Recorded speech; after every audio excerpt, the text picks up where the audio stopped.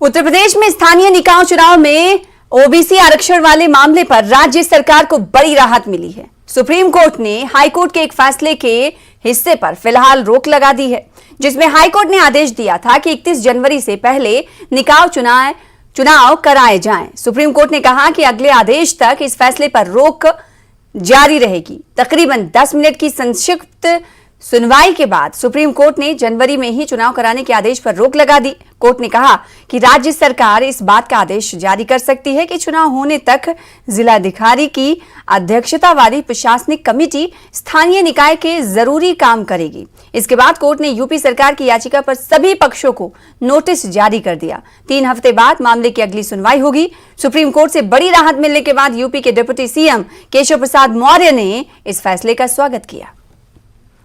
Community को लेकर के हमने आर्डर को चैलेंज किया था कि हाई कोर्ट अपने एक आर्डर से किसी रिजर्वेशन को नहीं खत्म कर सकता है, क्योंकि हाई कोर्ट ने सुप्रीम कोर्ट के जजमेंट का हवाला देते हुए इस बात को कहा है कि ट्रिपल टेस्ट अगर नहीं समय से किया जाता है तो इलेक्शन जो है ओबीसी कम्युनिटी को ख़त्म करके ओपन कैटेगरी में डाल करके इलेक्शन को कराया जाए।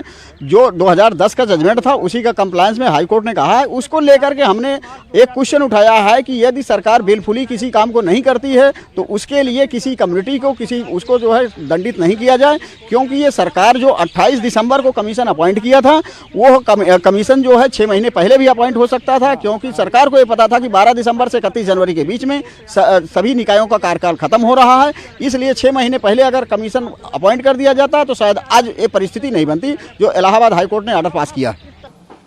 उत्तर प्रदेश के नगर निकाय चुनाव के संबंध में आज माननीय सर्वोच्च न्यायालय का जो फैसला आया है, हम उस फैसले का स्वागत करते हैं।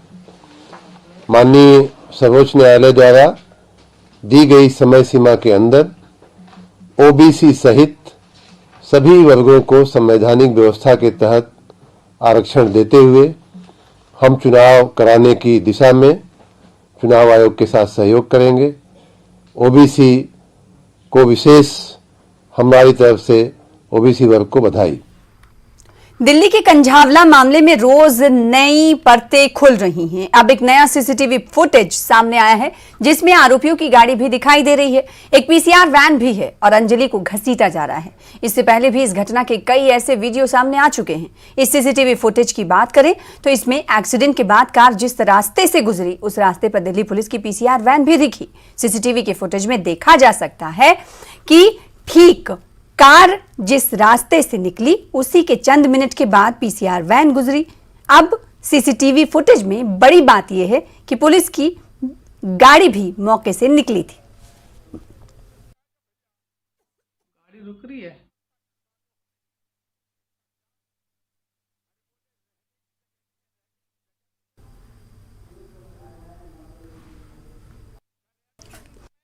दिल्ली के कंझावला कांड में पोस्टमार्टम रिपोर्ट आने के बाद कई परतें खुल रही हैं जिन्हें सुनकर आपका दिल भी दहल सकता है। पोस्टमार्टम रिपोर्ट के मुताबिक अंजलि की लाश का कोई ऐसा हिस्सा नहीं था जहां जख्म ना हो। जिस्म पर मिले 40 गहरे जख्म। पोस्टमार्टम रिपोर्ट के शुरू में लिखा है कि एक लड़की की लाश को अस्पताल के सफेद बॉडी पैक में रैप करके लाया गया था। उसके जिस्म पर 36 जगहों पर 40 गंभीर चोटों के निशान मिले हैं। दरअसल कार के साथ 12 किलोमीटर तक घसीटे जाने की वजह से अंजलि का जो हाल हुआ है उसकी गवाही पोस्टमार्टम रिपोर्ट खुद दे रही है। रिपोर्ट के मुताबिक घटना के बाद बरामद किए गए अंजलि के जिस्म पर 40 गहरे जख्म पाए गए हैं। उसके सिर पर गहरी चोट और फ्रैक्चर था जिससे उसकी खोपड़ी खुल गई थी। उसकी रीढ़ की हड्डी में फ्रैक्चर था। बाएं फीमर दोनों निचले अंगों में गहरी चोट थी।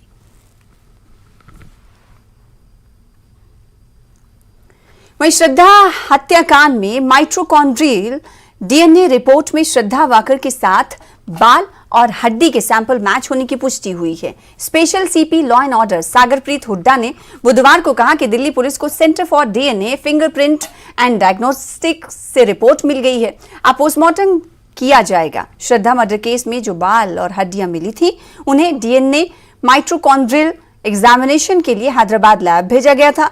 रिपोर्ट बुधवार को मिली है। आफ्ताब पूनावाला पर अपनी लिव इन पार्टनर श्रद्धा की हत्या करने और फिर उसके शरीर के 36 टुकड़े करने का आरोप है।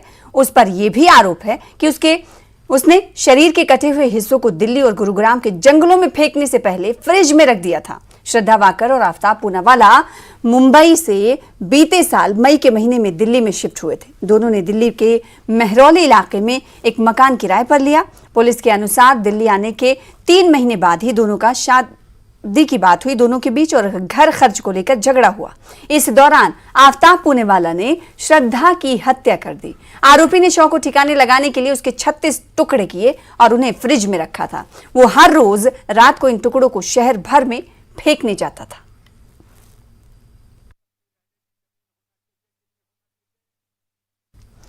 बिहार के मुख्यमंत्री नीतीश कुमार अपनी समाधान यात्रा को लेकर पश्चिमी चंपारण के वाल्मीकि नगर पहुंचे। अधिकारियों संघ प्रशासन का दस्ता मुख्यमंत्री के साथ मौजूद है। विकास कार्यों की पड़ताल मुख्यमंत्री करने निकले हैं, लोगों की समस्याएं जानने को निकले हैं। तो सीएम की यात्रा को लेकर खूब सियासत भी हो रही है। आपने कोई यात्रा किया है तो उसका कोई ना कोई थीम होता है। इस बार समाधान यात्रा सर, इसका मतलब? हाँ, समाधान यात्रा इसीलिए है कि जो चीजें शुरू की गई हैं उनकी स्थिति क्या है देखने के लिए जगह जगह हमने कह दिया है, उसको देखेंगे कल। और अगर कहीं जाने पर पता चल गया कि यहाँ कोई और जरूरत है, यहाँ नहीं हुआ है, तो उन सब यही सब चीजों को देखें। इस प्रकार का इनको लेना चाहिए, या तो अपने बेस बदल के निकलें या अपने विश्वस्त लोगों को समाज में भेजें कि क्या ग्राउंड रियलिटी है। यहाँ के पदाधिकारी के माध्यम से अगर जो ले रहे हैं ये फीडबैक वो उचित नहीं है, क्योंकि पदाधिकारी ही इसमें इन्वॉल्व है, तो अपनी बात को कैसे वो कहेंगे। नीतीश कुमार जी अपने प्रशासनिक ताम झाम के बगैर एक गांव में पैदल चल के दिखा दें। मैं चुनौती अभी भी दे रहा हूं, चल के दिखा दीजिए ना, आपको पता चल जाएगा कि कितना आपका काम हुआ है और पब्लिक में आपकी क्या इमेज है। आगे बढ़ेंगे। बीपीएससी अभ्यर्थियों की परीक्षा रद्द करने का आंदोलन जारी है। पटना में बुधवार को प्रदर्शन कर रहे अभ्यर्थियों पर सख्ती बरतते हुए पुलिस ने लाठीचार्ज किया। छात्रों को दौड़ा दौड़ा कर पीटा गया। वहीं अब इस मामले पर सियासत भी तेज हो गई है।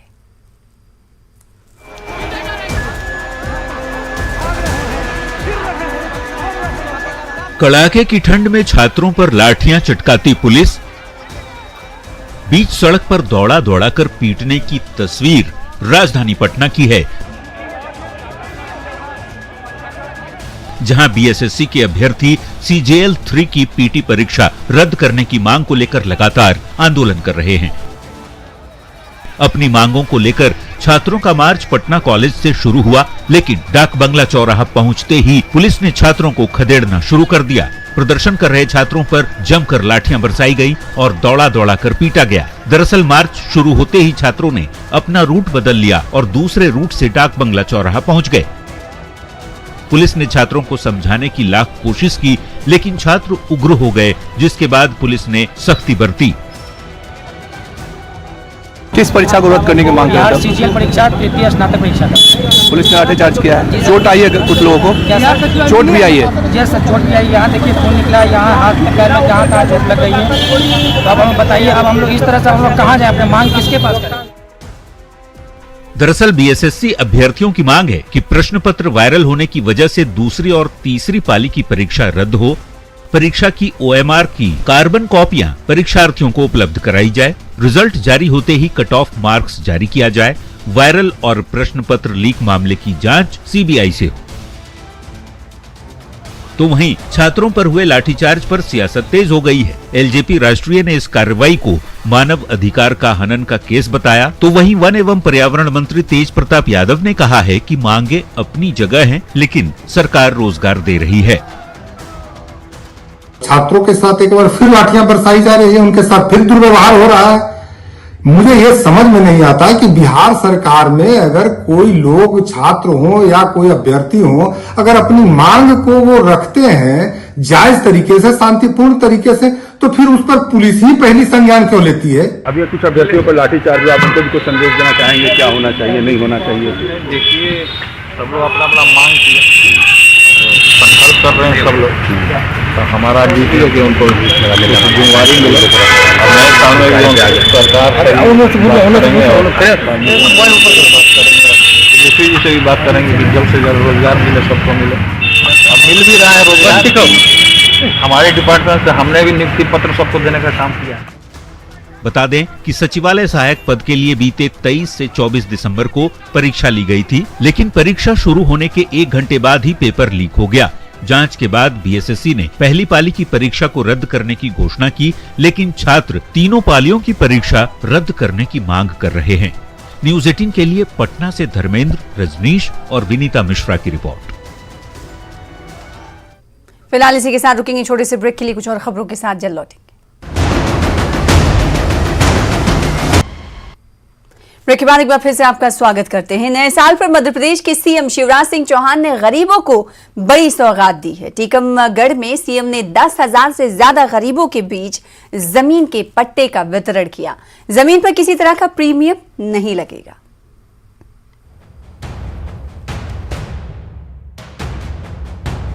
टीकमगढ़ के बकपुरा ग्राम पंचायत में सीएम शिवराज सिंह चौहान ने मुख्यमंत्री आवासीय भू अधिकार योजना की शुरुआत की।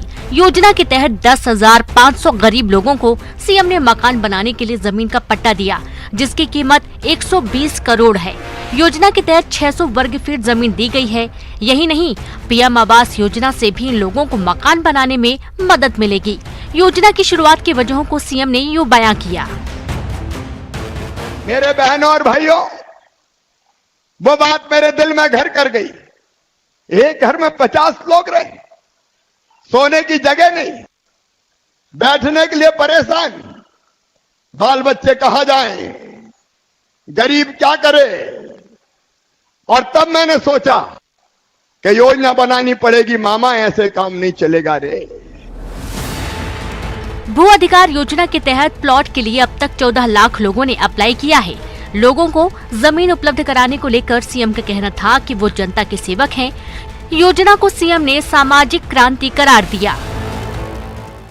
मेरे लिए भगवान मेरी जनता है। दीनदयाल का मतलब क्या है? जो गरीबों के ऊपर दया करे।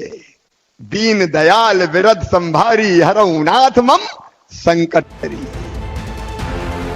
सीएम ने मंच से ऐलान किया कि तीर्थ योजना के तहत लोगों को अब हवाई जहाज की भी सुविधा दी जाएगी। अब मुख्यमंत्री तीर्थ दर्शन योजना हवाई जहाज से भी करवाई जाएगी। हवाई जहाज। खास बात यह है कि अप्रैल 2007 में लाडली लक्ष्मी योजना की शुरुआत शिवराज सरकार ने टीकमगढ़ से की थी। बाद में इस योजना को दूसरे राज्यों ने भी अपनाया और शिवराज मामा के नाम से मशहूर हो गई। टीकमगढ़ को बुंदेलखंड की राजनीति का केंद्र माना जाता है। ऐसे में जबकि विधानसभा चुनाव इस साल होने हैं, सरकार की ये योजना किसी मास्टर स्ट्रोक से कम नहीं।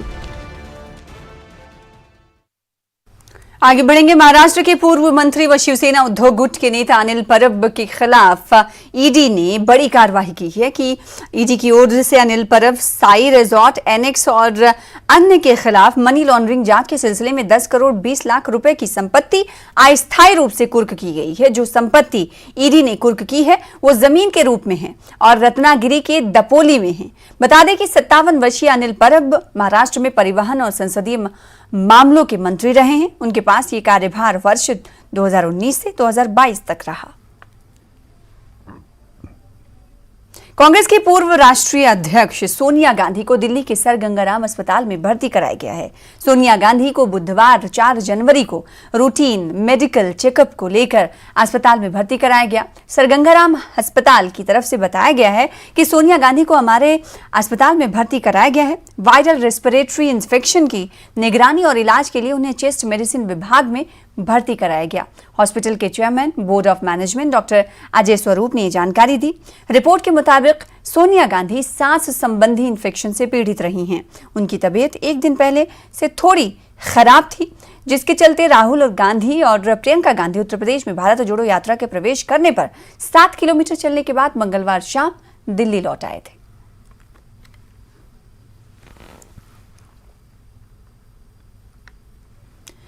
जम्मू कश्मीर के राजौरी में आतंकी हमले और हत्या के खिलाफ देश भर में गम और गुस्से का माहौल है। पाकिस्तान प्रायोजित आतंकवाद के खिलाफ खासतौर पर हिंदू संगठनों के विरोध प्रदर्शनों का सिलसिला जारी है। उत्तर प्रदेश के मेरठ में भी अंतर्राष्ट्रीय हिंदू परिषद और राष्ट्रीय बजरंग दल के कार्यकर्ताओं ने कमिश्नरी चौराहे से डीएम कार्यालय तक पैदल मार्च करते हुए जुलूस निकाला और आतंकवाद का पुतला दहन करते हुए डीएम के जरिए प्रधानमंत्री नरेंद्र मोदी के नाम ज्ञापन सौंपा।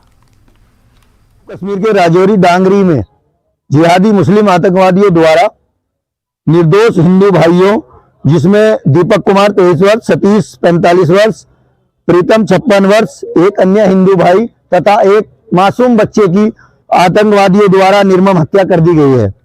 उसके विषय में आज अंतर्राष्ट्रीय हिंदू परिषद, राष्ट्रीय बजरंग दल, राष्ट्रीय महिला परिषद सभी ने आज माननीय प्रधानमंत्री मोदी जी के नाम ज्ञापन जिलाधिकारी महोदय मेरठ को देने के लिए हम लोग आए हैं और ये मांग करते हैं कि कश्मीर में जो हमारे हिंदू भाइयों के साथ आधार कार्ड देखकर केवल इसलिए उनकी हत्या की गई कि वो हिंदू थे, जिससे यह प्रतीत होता है कि ये सब पाकिस्तान द्वारा प्रायोजित आतंकवादी हमारे हिंदुस्तान में भेजे जा रहे हैं। हम ये पुरजोर मांग करते हैं कि हमारे हिंदू भाइयों को जम्मू कश्मीर में सुरक्षा मुहैया कराई जाए, जिससे पुनरावृत्ति न हो। अलीगढ़ मुस्लिम यूनिवर्सिटी में पढ़ने वाले कश्मीरी छात्रों की इंफॉर्मेशन पुलिस के जरिए मांगे जाने का मामला एक बार फिर सुर्खियों में आ गया है।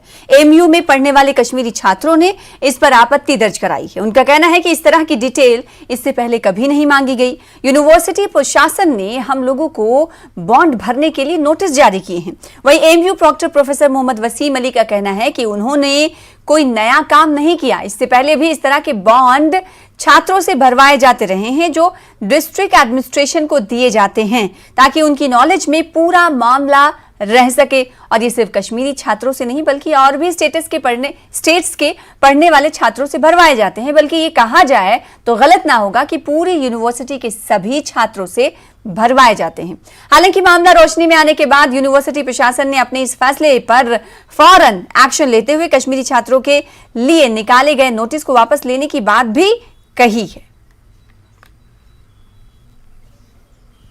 ये नोटिफिकेशन हमारे पास आती है, हमने यूनिवर्सिटी ऑफिशियल से कांटेक्ट करने की कोशिश करी, लेकिन उनकी तरफ से कोई इस तरह का कोई जवाब वहाँ से नहीं आया जो हमें सेटिस्फाई लगे।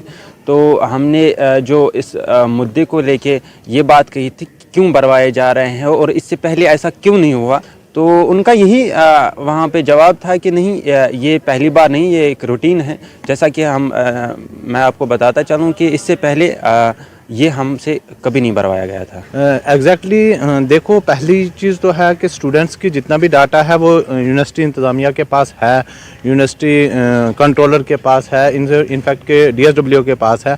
तो स्टिल उस लेटर को स्टूडेंट के पास भेजना, स्टूडेंट के उस पर, तो ये तो मैं तो ये कहता हूँ कि पहले तो ये इन्फॉर्मेशन राइट टू प्राइवेसी को वायलेट कर रही है। ठीक है, अगर ऐसी डिटेल, उसके फ़ोन नंबर भी लिए जा रहे हैं, अगर यूनिवर्सिटी देना चाहे तो वो अपने इंडिविजुअल लेवल पे भी दे सकती है, लेकिन स्टूडेंट को इन्वॉल्व क्यों कर रहे हैं, तो इसका ये समझ नहीं आ रही है हमें। और अब बात जम्मू की। राजौरी जिले में हुए बड़े आतंकी हमले के बाद जम्मू में सुरक्षा बढ़ाई गई है। जम्मू रेलवे स्टेशन और आसपास के इलाकों में जम्मू कश्मीर पुलिस और क्राइसिस रिस्पांस टीम यानी कि CRT द्वारा सुरक्षा को पुख्ता किया गया है। आने जाने वाली हर एक गाड़ी की छानबीन की जा रही है। जगह जगह पर नाके लगाकर गाड़ियों की चेकिंग की जा रही है और सुरक्षा के इंतजामों को पुख्ता किया जा रहा है। इस खबर पर ज्यादा जानकारी लेंगे और इस वक्त सिचुएशन क्या है, जम्मू में किस तरह से छानबीन की जा रही है, जानेंगे। हमारे साथ संवाददाता रजत जुड़ रहे हैं। रजत, इस बताइएगा कि जम्मू में किस तरह से सुरक्षा पुख्ता कर दी गई है, इंतजाम बढ़ा दिए गए हैं, किस तरीके से गाड़ियों की चेकिंग की जा रही। तस्वीरें तो हमको मिल चुकी हैं जो टीवी स्क्रीन पर इस वक्त दर्शकों को हम दिखा रहे हैं, जरा बताइएगा तफसील के साथ।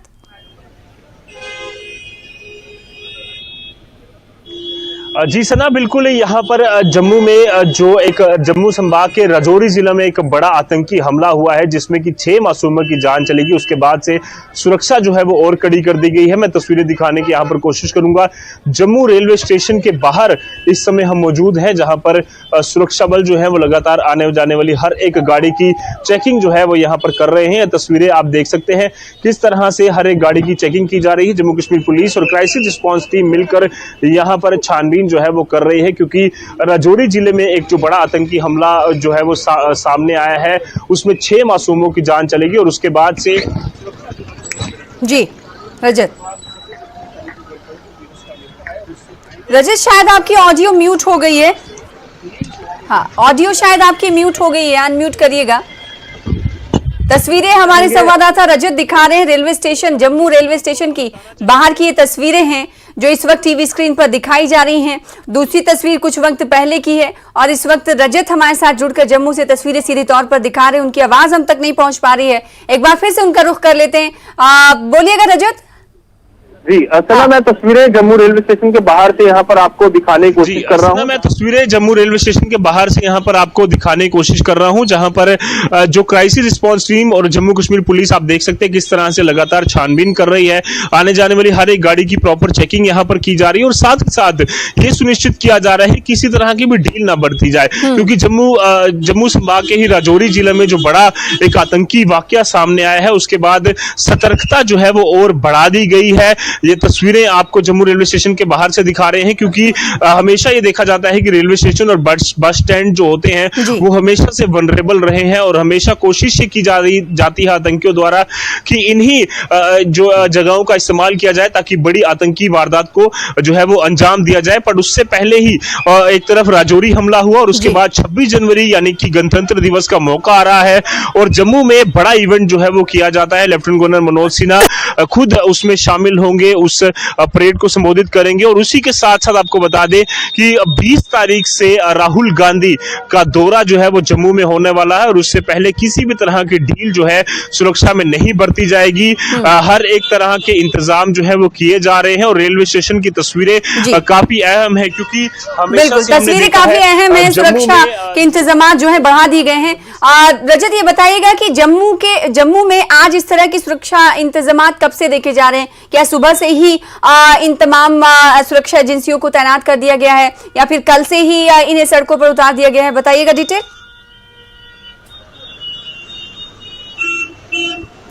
न सिर्फ कल से, बल्कि अगर हम बात करें तो हमने देखा था 28-29 तारीख की जो रात थी, सिद्रा में एक बड़ा एनकाउंटर हुआ था जिसमें कि 4 खूंखार आतंकियों को सुरक्षा बलों ने ढेर कर दिया था। उसके बाद पहली तारीख की बात करें तो 1 जनवरी को ही जम्मू के राजौरी जिले में जो आतंकी वारदात को आतंकियों ने अंजाम दिया है, उसके बाद से किसी भी तरह की ढिलाई नहीं बरती जा रही है। यहाँ पर तस्वीरें मैं एक बार फिर से आपको दिखाने की कोशिश करूंगा, जहां पर जम्मू रेलवे स्टेशन पर जो ये यहाँ पर आने जाने वाली हर एक गाड़ी है, चाहे वो टैक्सी हो, चाहे खास तौर पर जो बाहर की नंबर की गाड़ियां हैं, क्योंकि जम्मू का नंबर JK02B है, JK02 है। उसके बाद अलावा जो खास तौर पर जो देश के अलग अलग हिस्सों से जो गाड़ियां आ रही हैं उन्हें छानबीन की जा रही है, क्योंकि हमने देखा है कई बार क्या दोपहिया वाहनों की भी चेकिंग की जा रही है रजत? का इस्तेमाल कर आतंकी वारदात को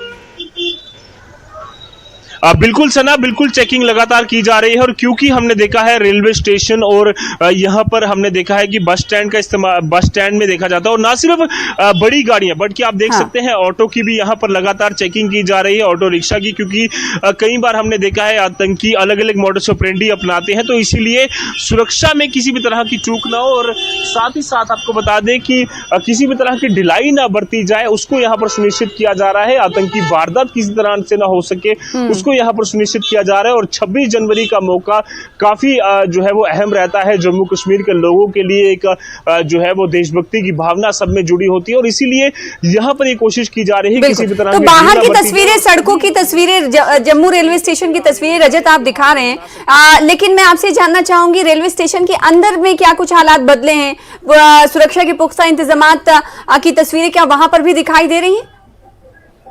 क्या वहां पे भी सुरक्षा की लेयर्स को बढ़ाया गया है अंदर रेलवे स्टेशन? बिल्कुल सना, आपको बता दें कि जी बिल्कुल राजौरी आतंकी हमले के बाद कल से ही लगातार जो सुरक्षा की जो कड़ी जो एक बात करें कि घेरा है वो बढ़ा दिया गया है। हालांकि रेलवे स्टेशन के अंदर की अगर हम बात करें तो वहां जाने की परमिशन नहीं है। उसके बड़े सारे कारण हैं, क्योंकि जम्मू का रेलवे स्टेशन जो है वो बड़ा वनरेबल रहता है और अगर आतंकियों को इस इलाके का पता चले तो वो बड़ी वारदात को अंजाम दे सकते हैं। इसलिए अंदर जो है वो किसी भी व्यक्ति को जाने की इजाजत नहीं है, मीडिया को शूट करने की इजाजत नहीं है। बट बावजूद इसके जो तस्वीरें हमारे पास पहुंची है, चाहे वो सीनियर ऑफिशियल्स हो रेलवे पुलिस के या फिर जो रेलवे स्टेशन के जो मैनेजमेंट है, उन्होंने ये सुनिश्चित किया है कि हर एक जो बिल्कुल तो राजौरी में आतंकी हमले की बात, सुरक्षा इंतजाम पुख्ता कर दिए गए हैं। जम्मू की बात करें तो वहां पर पुख्ता इंतजाम किए गए हैं। दोपहिया वाहन हो या फिर 4 पहिया वाहन हो, सभी की तलाशी ली जा रही है। खासकर बाहरी वाहनों की, बाहरी दूसरे स्टेट्स के वाहनों की